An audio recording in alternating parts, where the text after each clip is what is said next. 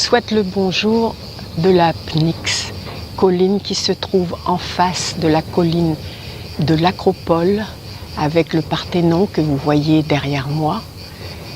Nous sommes actuellement le petit matin et vous pouvez constater qu'il y a une tranquillité ici, une tranquillité qui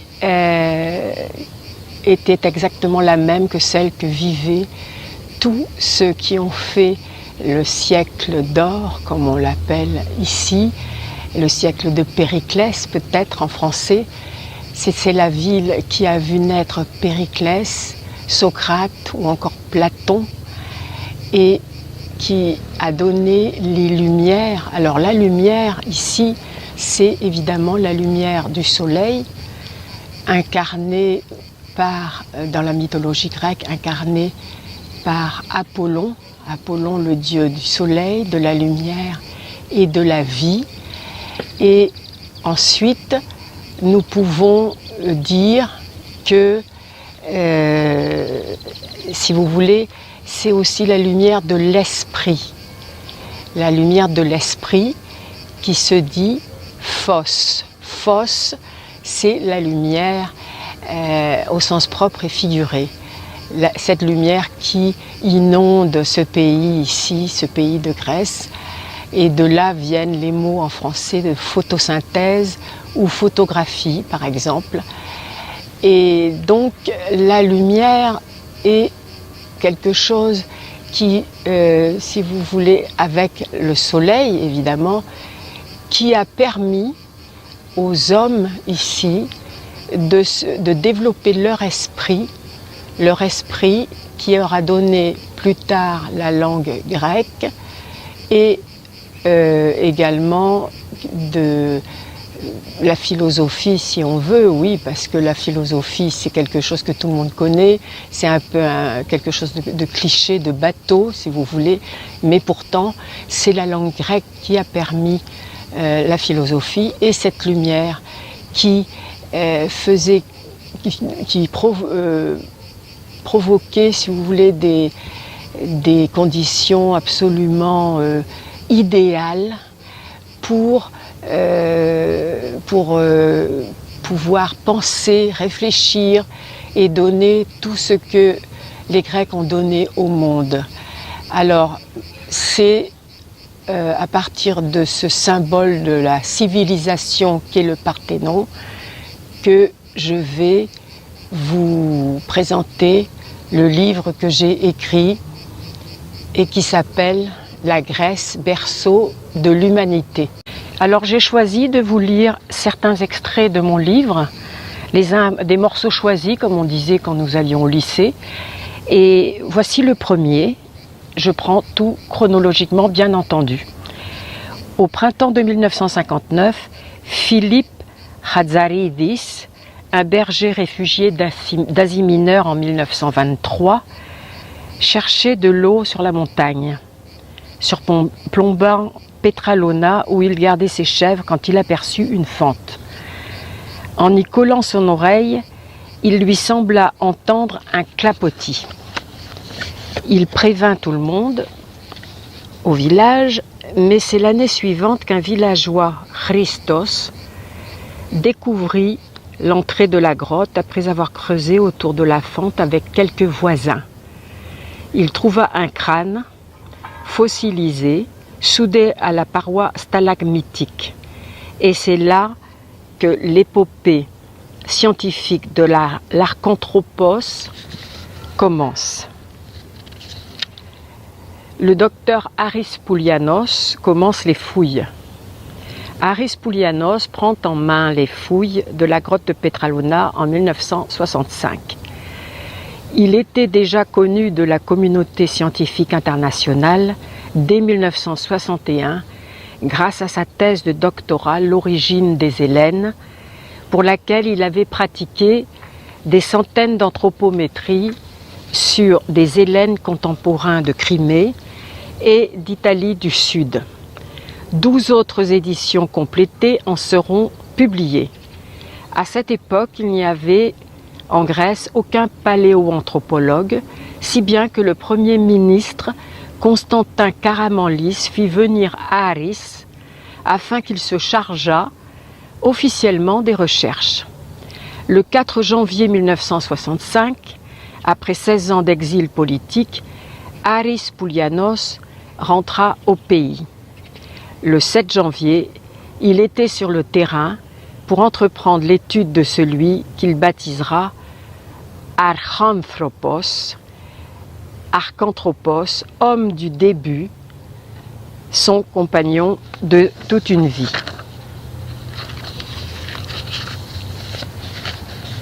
Ensuite, nous allons vers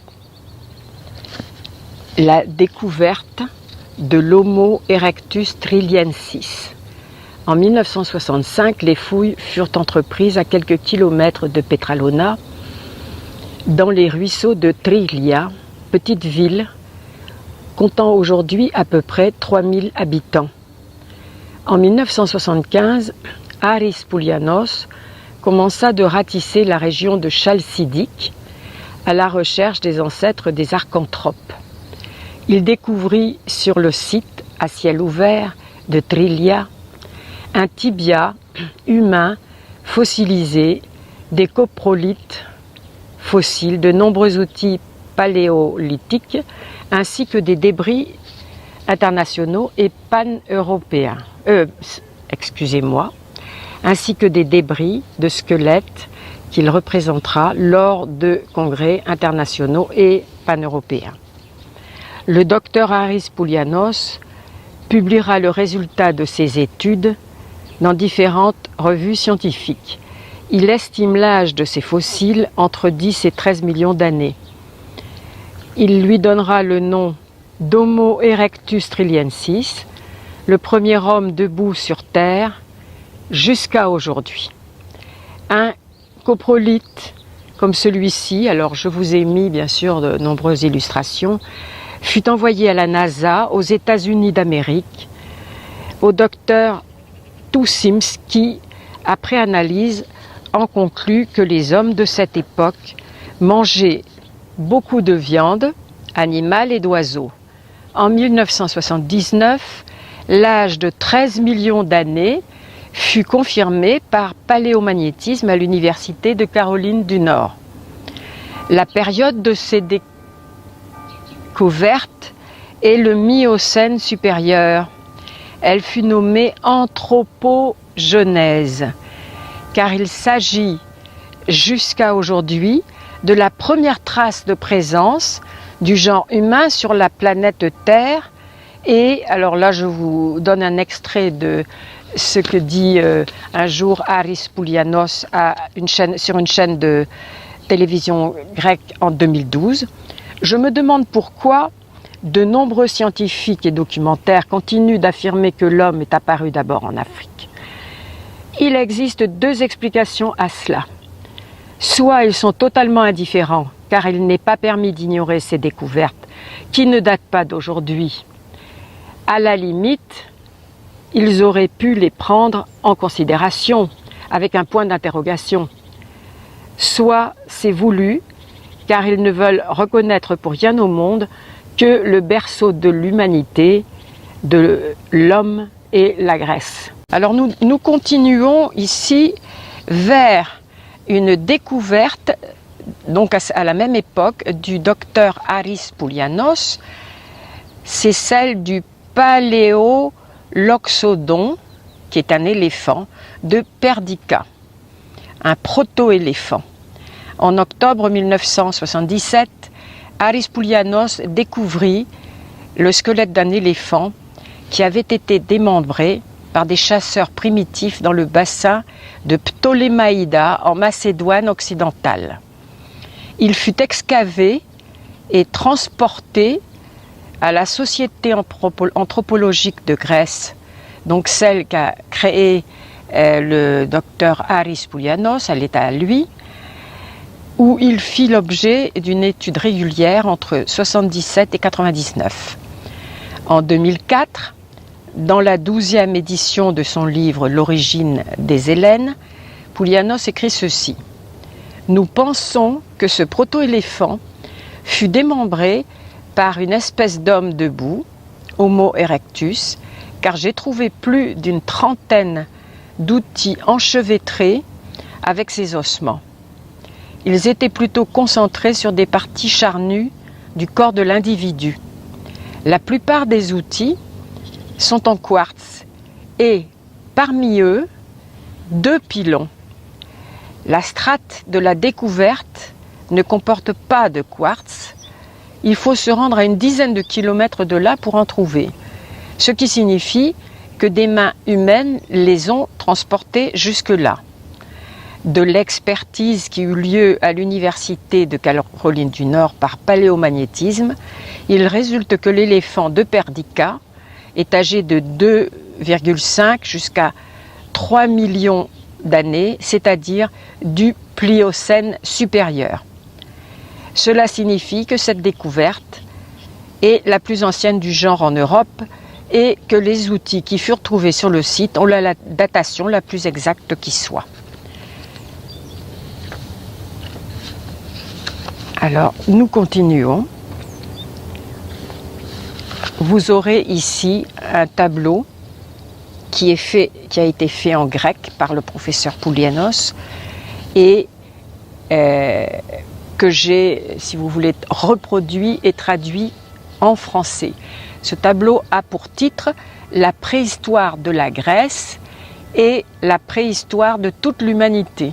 Alors, vous avez... nous passons donc à la partie suivante. Entre 11 et 13 millions d'années, vous avez une reproduction d'outils de l'anthropos debout, hein, celui dont je viens de vous parler.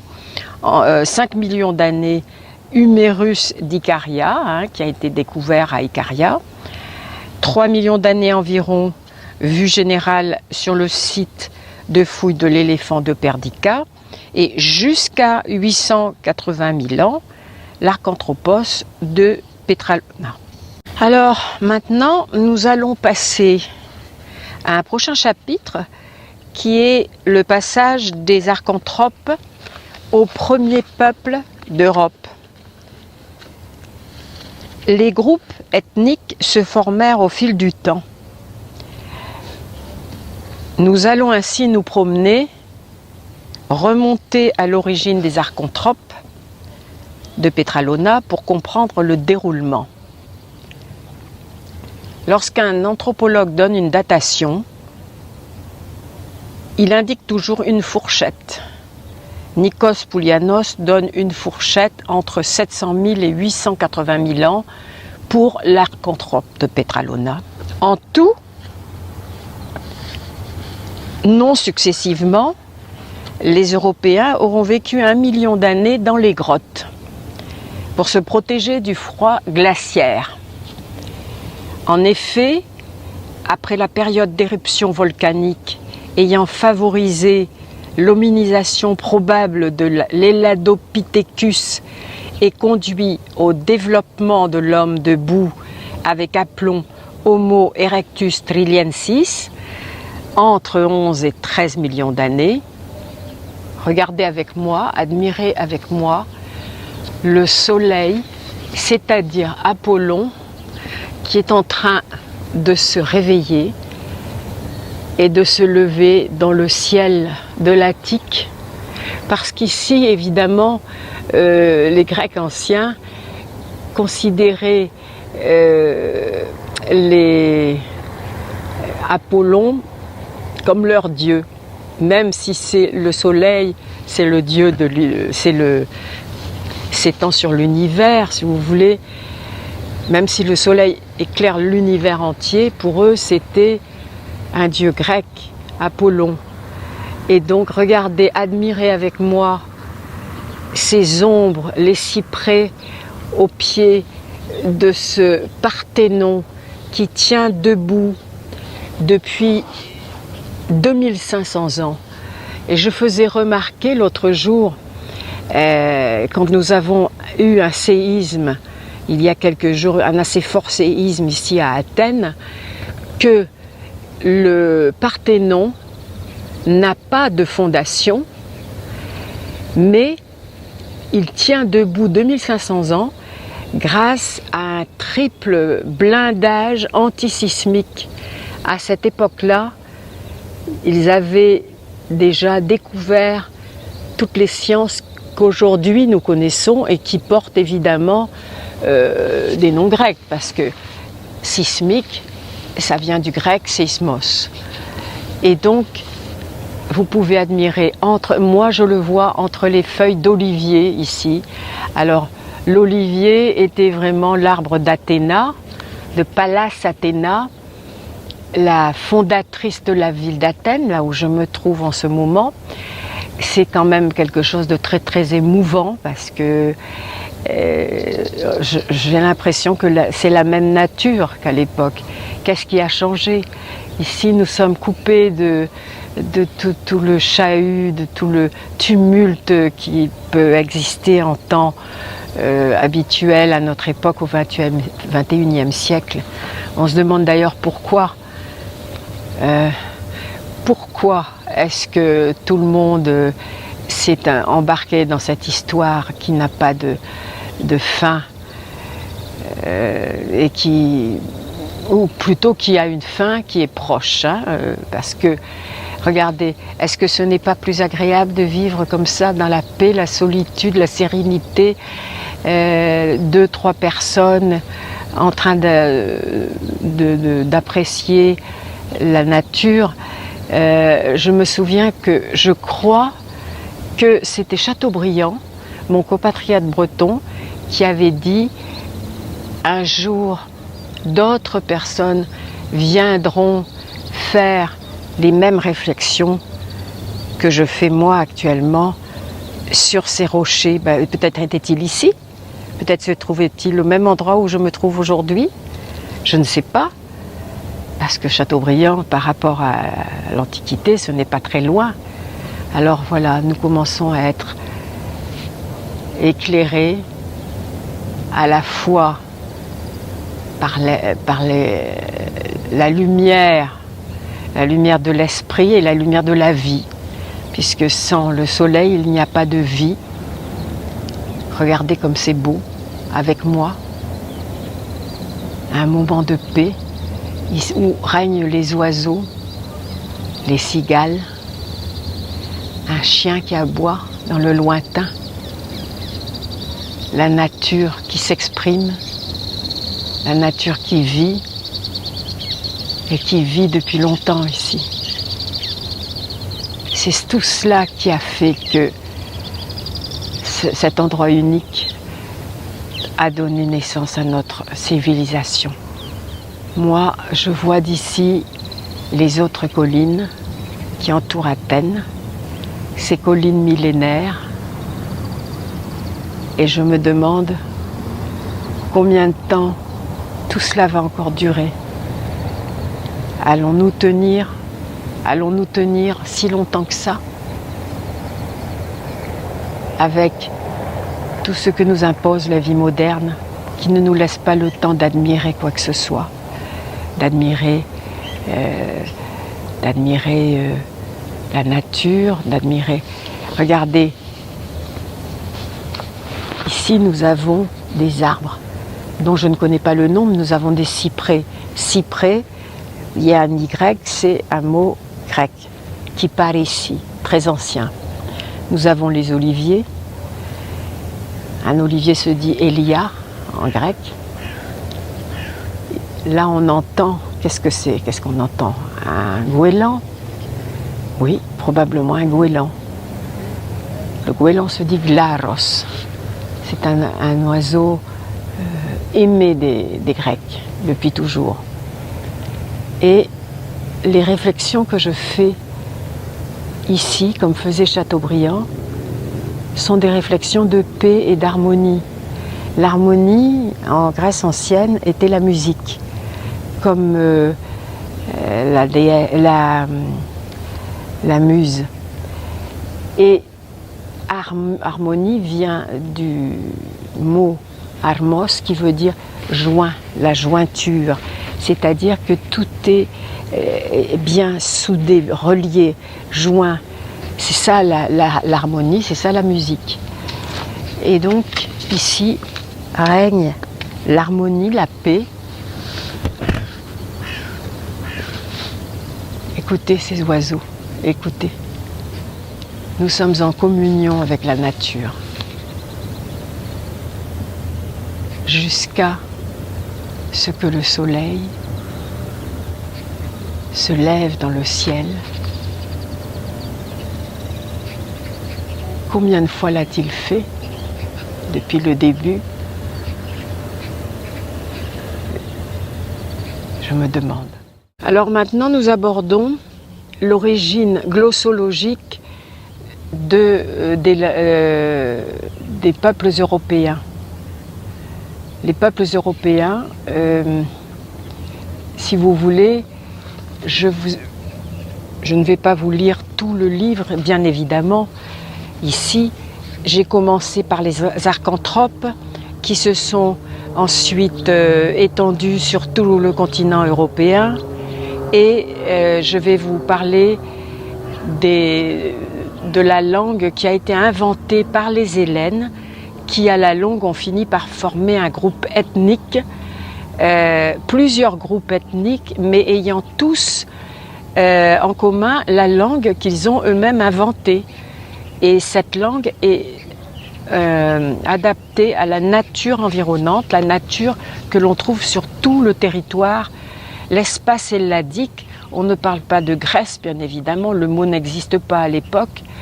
On parle de, maintenant, quand on parle de façon scientifique, on parle d'espace helladique, qui vient du mot Hellas, qui veut dire Grèce en grec. Genèse de la langue hellénique.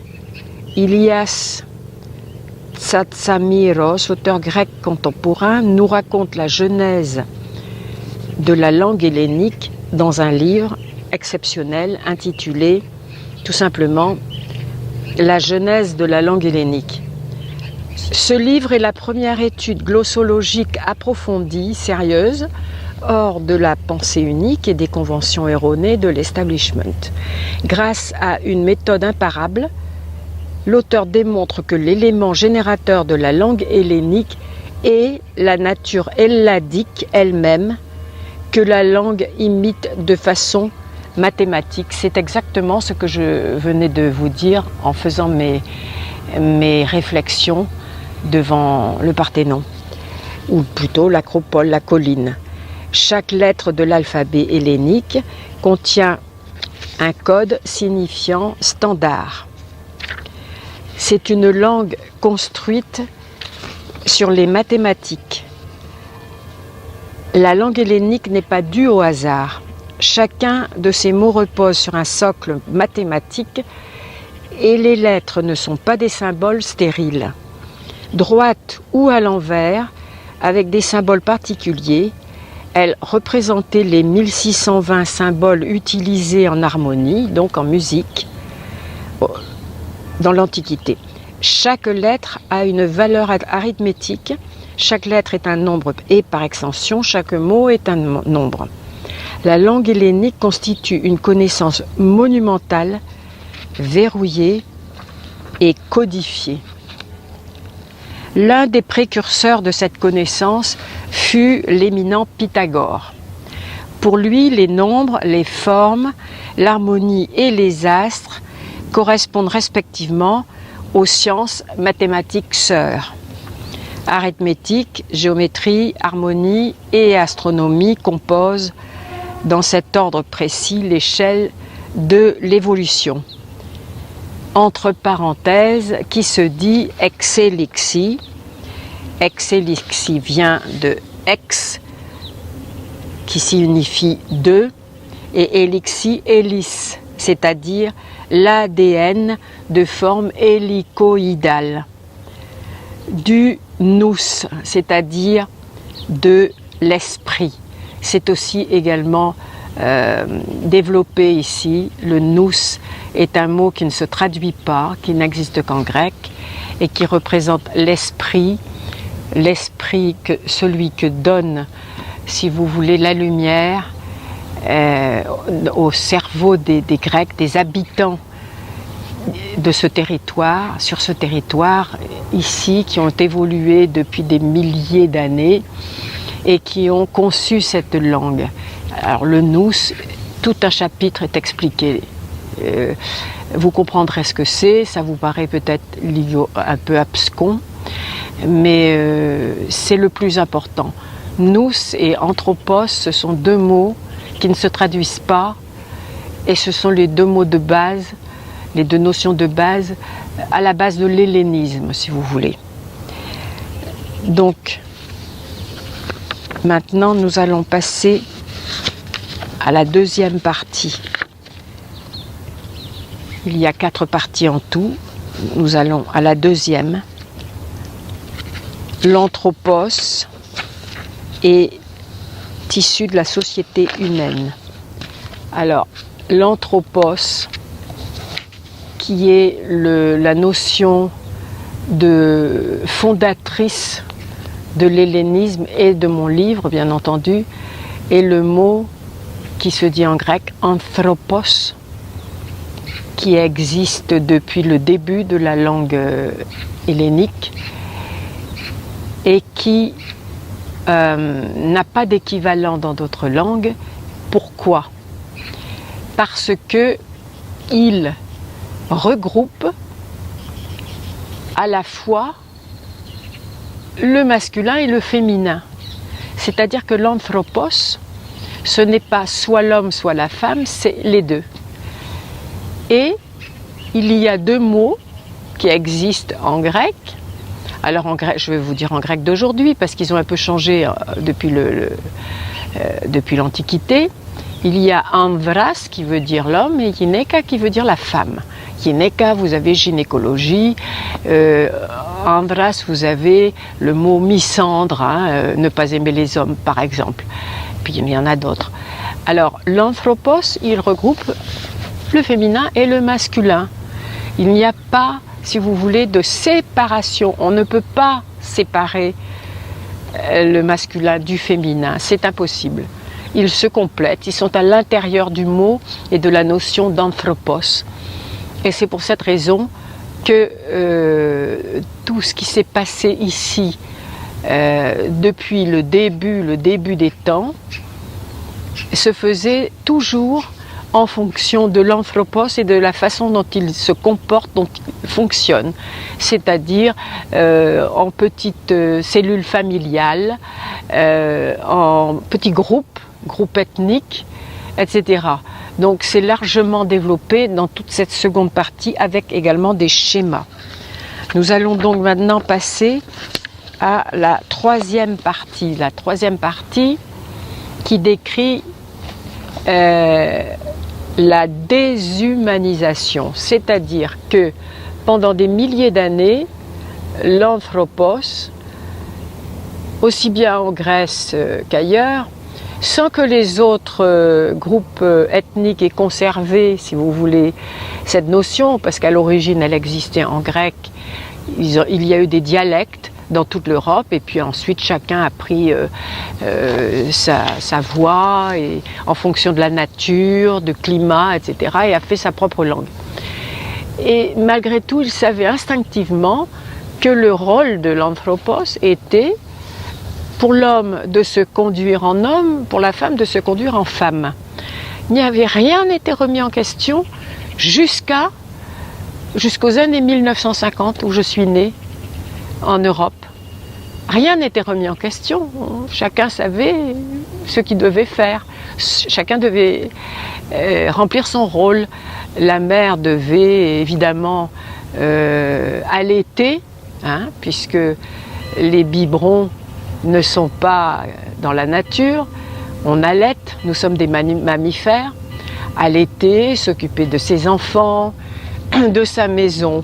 Et ça, évidemment, celui qui le dit, ce n'est pas n'importe qui, c'est Xénophon dans l'Économique, dans son livre L'Économique, qui décrit le rôle de chacun, et notamment de la femme, qu'il considère comme la reine des abeilles dans la ruche, et qui est chargé de tout, qui a le rôle le plus important justement, le rôle de l'économie, etc.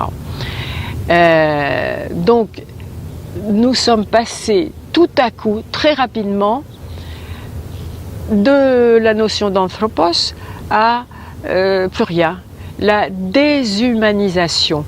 La déshumanisation, c'est un mot qui existe, ou je ne pense pas l'avoir inventé. J'ai décrit ici, évidemment, cette déshumanisation, qui nous conduit actuellement à la 6e extinction massive. Actuellement, la perte de biodiversité et les changements dans l'environnement qui y sont liés sont plus rapides qu'à aucune période de l'histoire de l'humanité. De nombreuses populations animales et végétales sont en déclin, que ce soit en termes de nombre d'individus, d'étendue géographique ou les deux. La disparition d'espèces fait partie du cours naturel de l'histoire de la Terre. Cependant, l'activité humaine a accéléré le rythme naturel d'extinction. Des études récentes estiment que le taux d'extinction des vertébrés aujourd'hui, même sous des conditions stables, est 100 fois supérieur que leur taux d'extinction naturel. Malheureusement, la perte de biodiversité ne cesse de s'accélérer, comme le montrent les rapports successifs Planète Vivante de WWF. Résultat, l'extinction actuelle provoquée par les activités humaines est comparée à une crise biologique majeure, puisque d'ici à 2050, on considère que 25 à 50% des espèces auront disparu. Alors maintenant, nous allons parler, dans la dernière partie, la 4e partie, nous allons parler de la réhumanisation, la façon que j'ai imaginé de réhumaniser la société, du moins européenne. Je ne prétends évidemment pas réhumaniser le monde entier, quoique ce serait l'idéal. Donc réhumaniser, à partir du moment où nous avons constaté que l'hominisation s'est faite ici, pour le moment. Il se peut que quand nous serons tous morts et que le monde continuera, on trouve ailleurs des ossements, des fossiles beaucoup plus anciens que ceux trouvés ici. Pour le moment, nous savons que ce sont les plus anciens que nous avons trouvés ici, en Europe et non en Afrique. Donc, il est logique qu'après être passé par cette déshumanisation, tout ce qui nous enlève notre spontanéité d'êtres humains, nous réfléchissions à une réhumanisation. Moi, je propose donc de revenir petit à petit aux conditions de vie qui étaient celles non de l'Antiquité, parce que déjà dans l'Antiquité, vous le verrez dans mon livre, on avait déjà commencé à s'abîmer un petit peu par le pouvoir, par les gouvernements, etc. Je propose de retourner à l'époque d'avant le minoen, qui était l'époque du synécisme. Et ce mot existe en français et en anglais. Synécisme, directement tiré du grec synikismos, qui veut dire syn, c'est ensemble, ikismos, c'est hameau, le hameau, petit village, habitation, groupement d'habitation. C'est-à-dire le synécisme, c'était la façon la plus humaine de vivre. Les familles réunies entre elles dans des hameaux, dans des villages, et qui menaient leur vie ensemble. Une vie de haut niveau intellectuel. On ne dit pas d'être des ploucs dans des villages, des cutéreux, pas du tout. Mais qui utilisaient les ressources du terroir, de l'époque, qui faisaient de l'échange. C'est ça l'économie, hein. L'économie, ce n'est pas ce qui se passe actuellement. Ça, c'est de la finance. Donc, voilà ce qui se passait. Et on était heureux. C'est ça le véritable esprit de l'hellénisme. Ce n'est même pas celui de l'Antiquité. Parce que n'oubliez pas que dans l'Antiquité, il y avait les tyrans. Donc, nous sommes, il y a des milliers d'années sur ce territoire hellénique qui s'étendait jusqu'à l'Asie mineure ou dans le bas de l'Italie aussi, hein, où il reste des villages grecs. Le synécisme. Voilà ma proposition. Évidemment, tout est développé là-dedans. Je vous ai fait juste un aperçu panoramique, comme on dit ici. Panorama, c'est cela. Hein? Orama, c'est la vision. Pan, c'est tout. Donc vous voyez tout. Le panorama, et je vous ai donné une vision panoramique de mon livre.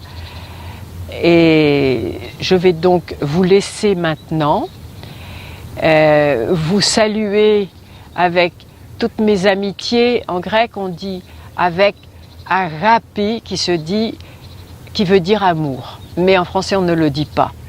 On le dit peut-être dans le mot agape, hein, que nous avons pris aussi en français.